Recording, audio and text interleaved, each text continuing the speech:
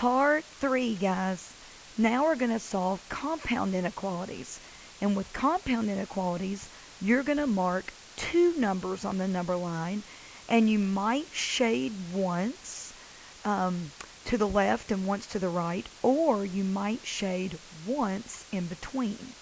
So if you've got a compound inequality that's bookended, where x plus 9 is bookended between -10 and 13, what you do to one part, you do to all three parts.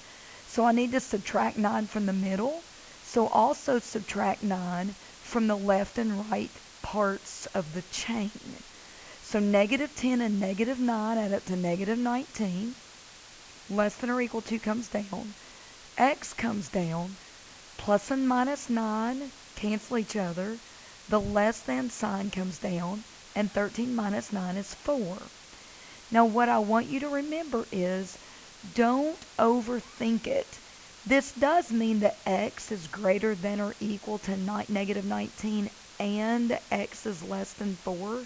But to me, that's making it harder than it has to be. Just say that -19 is on the number line below 4. Put a closed circle on -19. Put an open circle on 4 and just shade in between. Since the x plus 9 was wedged in between bookends, the shaded region will be wedged in between bookends. Now here we go. I know that you're not crazy about fractions, but on this one, 4 needs to be done away with. Now there's only one term in the middle, but what I'm going to do is I'm going to multiply everything by 4. So I'm going to say 4 times the left part of the chain, 4 times the middle part of the chain, and then 4 times the right part of the chain. Now notice the left part of the chain just becomes 8. 4 times 2 is 8.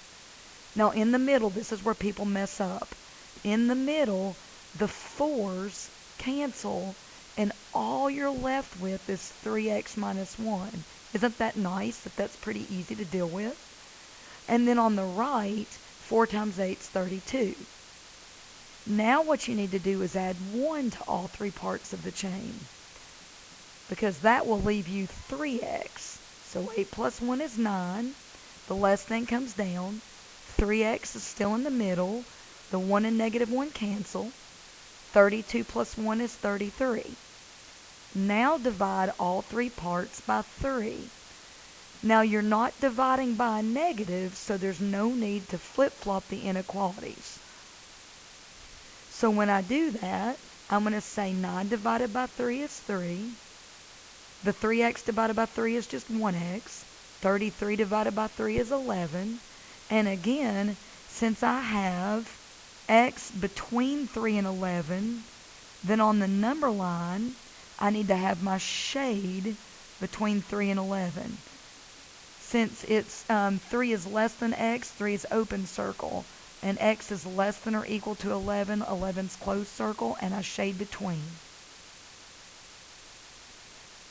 So on this last one, let's do this. You could go ahead and clear fractions, but since the 2 is only with the 1/2 x, it's not with the 3, why don't we subtract 3 first?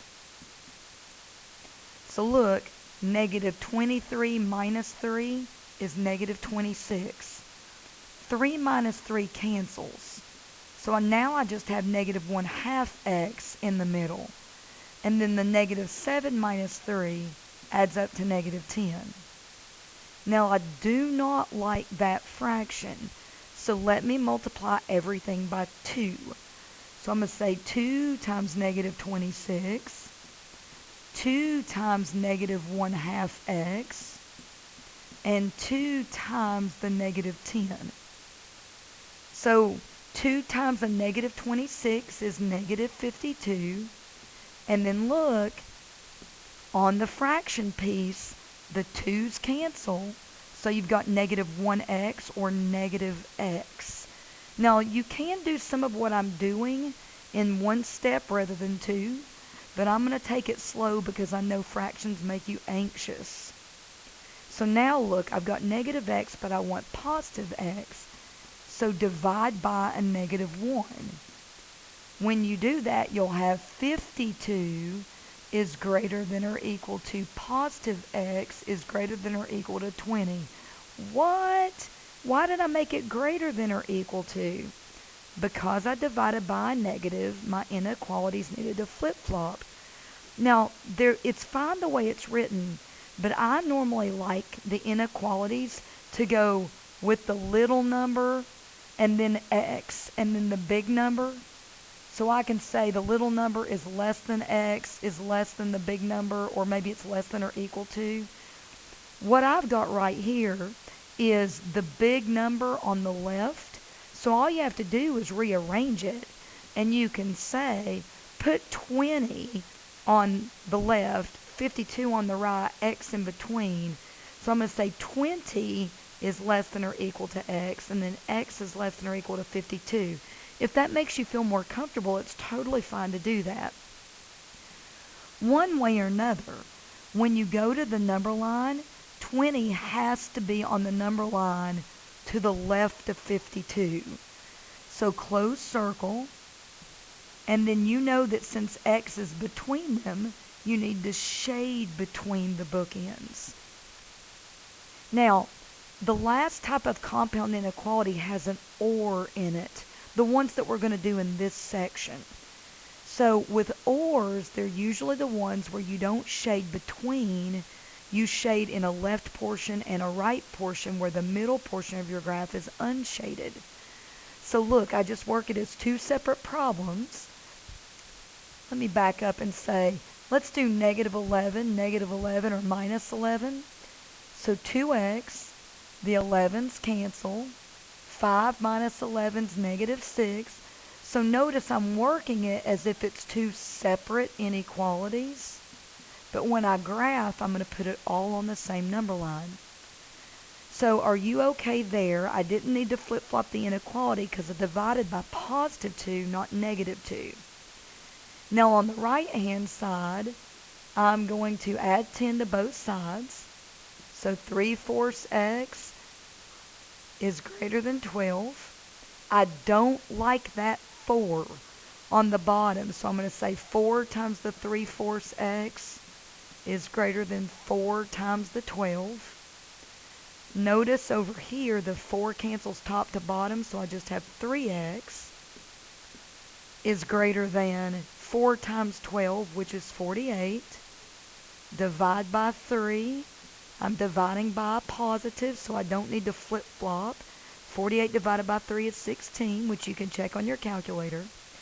So in the end, I'm saying x is less than negative 3 or x is greater than 16. This is my final statement. I need to go back to the or format. And then I put all of that on one number line. So negative 3 goes on the number line below positive 16. Both of them are open. So for x is less than negative 3, this part shades left. And if x is greater than 16, this part shades right. So I get a split shaded region, so two separate shaded regions where the center part of the graph is blank, unshaded. All right, that was a lot, guys. So try these 6 problems at this point. Good luck.